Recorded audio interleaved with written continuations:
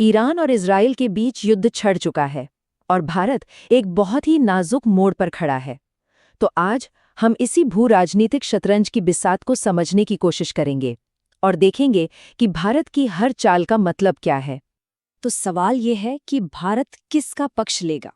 देखिए, इसका जवाब सीधा साधा नहीं है। ये किसी एक को चुनने से कहीं ज्यादा पेचीदा मामला है। ये कहानी है एक ऐसे देश की जो इस वक्त जबरदस्त भू राजनीतिक दबाव में है और यहां से लिया गया हर एक फैसला आने वाले कल पर गहरा असर डालेगा। तो पूरी बात समझने के लिए सबसे पहले ये देखना जरूरी है कि ये संघर्ष इतनी तेजी से आग की तरह फैला कैसे। चलिए एक नज़र डालते हैं। तो देखिए, हुआ ये कि 28 फरवरी 2026 को अमेरिका और इजराइल ने मिलकर ईरान पर हमले शुरू कर दिए। बात यहीं नहीं रुकी। मार्च आते आते ईरान के सर्वोच्च नेता अयातुल्ला अली खामेनेई के मारे जाने की भी खबर आ गई और फिर ईरान ने पलटवार किया, इजरायली ठिकानों को निशाना बनाया और साथ ही खाड़ी देशों पर भी हमले किए। मतलब जो संघर्ष फरवरी के आखिर में शुरू हुआ था वो अब पूरे क्षेत्र को अपनी आग में लपेट चुका है और इसकी तपिश पूरी दुनिया महसूस कर रही है। और जब आग इतनी करीब आ जाए तो नई दिल्ली चुप कैसे बैठ सकती थी। इस संकट ने भारत को फौरन एक्शन लेने पर मजबूर कर दिया और यकीन मानिए, भारत के हर एक कदम पर पूरी दुनिया की नजरें टिकी हुई हैं। ये बहुत दिलचस्प है।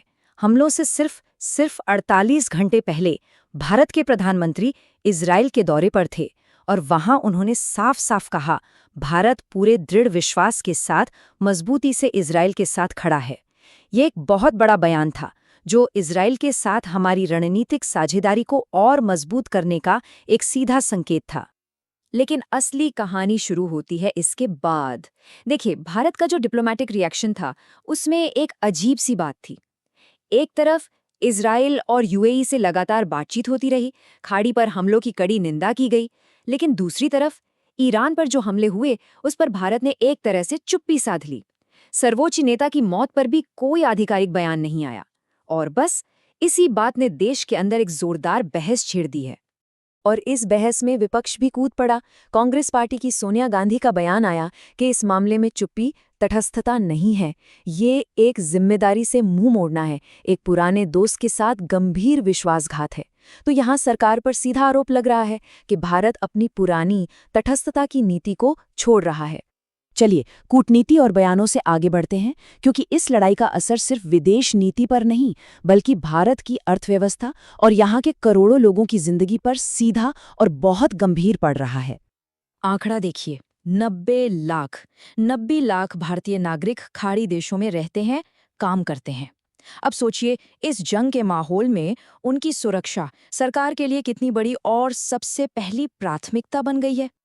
और ये सिर्फ लोगों की सुरक्षा की बात नहीं है, ये हमारी अर्थव्यवस्था की जीवन रेखा की बात है।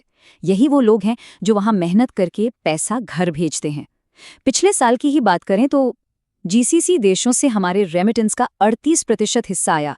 कुल मिलाके $135 बिलियन की रिकॉर्ड रकम भारत आई। ये पैसा हमारी अर्थव्यवस्था की रीढ़ की हड्डी है। एक और बहुत बड़ी चिंता है तेल की। हमारा लगभग 70% तेल हॉर्मुज़ जलडमरू मध्य से आता है, जो अब समझिए युद्ध क्षेत्र बन चुका है। अब आप कहेंगे कि दूसरे रास्ते क्यों नहीं अपनाते। देखिए, खाड़ी देशों से तेल आने में लगते हैं 5 से 7 दिन। वहीं अगर हम रूस जैसे विकल्प को देखें तो वही तेल आने में 25 से 45 दिन लग जाते हैं। तो ये एक बहुत बड़ी लॉजिस्टिक चुनौती है और इस संकट ने भारत को एक और बड़े रणनीतिक चौराहे पर लाकर खड़ा कर दिया है। यहाँ बात हो रही है भारत के 2 सबसे बड़े, सबसे महत्वाकांक्षी ग्लोबल प्रोजेक्ट्स की, जो अब इस एक संकट की वजह से आमने सामने हैं। तो देखिए, ये दोराहा क्या है। एक तरफ है ईरान का चाबहार पोर्ट, ये हमारा गेटवे है सेंट्रल एशिया के लिए, रूस और यूरेशिया तक पहुंचने का रास्ता जो पाकिस्तान को बाईपास करता है। और दूसरी तरफ है आईमेक यानी India middle east Europe corridor. ये पश्चिमी देशों अमेरिका, यूरोप और खाड़ी के साथ मिलकर बनाया जाने वाला एक बड़ा प्रोजेक्ट है। अब मुश्किल ये है कि चाबहार चालू तो है लेकिन सीधे सीधे युद्ध क्षेत्र में है, और आईमेक जो अभी प्रस्तावित है उसकी नींव ही खाड़ी की स्थिरता पर टिकी थी, जो अब हिल चुकी है। तो भारत करे तो क्या करे। तो इतनी सारी चुनौतियों और मुश्किलों के बीच भारत के लिए आगे का रास्ता क्या है। चलिए अब इस पूरे विश्लेषण को समेटते हैं और देखते हैं कि भारत की रणनीति आखिर है क्या। तो कुल मिलाकर भारत की रणनीति कुछ पिलर्स पर टिकी है। सबसे पहला और जरूरी है आर्थिक व्यावहारिकता, मतलब अपनी ऊर्जा सुरक्षा और $135 बिलियन की रेमिटेंस इकोनॉमी को हर हाल में बचाना। दूसरा, प्रवासी केंद्रित नजरिया, वो जो 90 लाख भारतीय वहां हैं उनकी सुरक्षा से कोई समझौता नहीं। तीसरा है एक रणनीतिक संतुलन साधने की कोशिश, जिसे डीहाइफिनेशन कहते हैं, मतलब ईरान से अलग रिश्ते, इजराइल से अलग रिश्ते। लेकिन ये भी सच है कि मौजूदा हालात में झुकाव साफ तौर पर अमेरिका इजराइल खाड़ी गुट की तरफ दिख रहा है। और आखिर में कनेक्टिविटी की दुविधा कि ठप पड़े चाबहार और संकट में घिरे IMEC के बीच कैसे रास्ता निकाला जाए। तो बात यह है कि ये संघर्ष भारत की विदेश नीति के लिए किसी अग्नि परीक्षा से कम नहीं है। और ये एक बड़ा सवाल खड़ा करता है कि आज की इस मुश्किलों भरी दुनिया में, जहां हर तरफ खेमेबंदी है, क्या रणनीतिक तटस्थता या न्यूट्रलिटी अब सिर्फ किताबों की बातें रह गई हैं? ये एक ऐसा सवाल है जिसका जवाब भारत को देना होगा, और भारत आज जो भी फैसला लेगा वही आने वाले दशकों तक दुनिया के मंच पर उसकी भूमिका तय करेगा।